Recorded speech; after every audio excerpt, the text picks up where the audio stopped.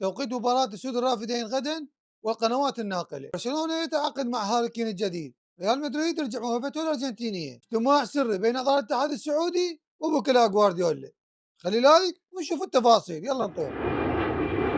غدا أول مباراة ودية لمنتخبنا العراقي ضد منتخب أندورا استعدادا لنهاية كأس العالم. التوقيت الساعة بالسبعة.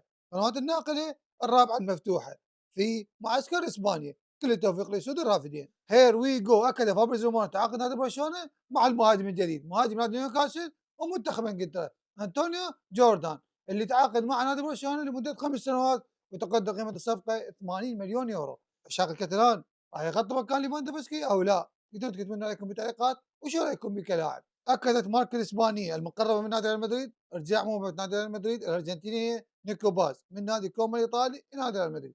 اذا نيكو باز سيمثل نادي ريال مدريد من الموسم القادم وكل الهلا بيك. عشاق الريال تتفائلون بيه ولا؟ يقولون دي ماريا جديد صدق كذي اكتبوا لنا بالتعليقات. بعد تسريب الاجتماع الاخير بين اعضاء الاتحاد السعودي ووكلاء المدرب بيب جوارديولا اكد الاتحاد السعودي بها الرسمي انه ينوي التعاقد مع المدرب الاسباني بيب جوارديولا لتمثيل وتدريب منتخب السعودي بعد نهايه كاس العالم. شو تقولون بيب جوارديولا راح يجي وينجح ولا لا؟ لا تنسون تكتبون رايكم بالتعليقات. اذا وصل مشترك قبل نهايه كاس العالم. يلا باي.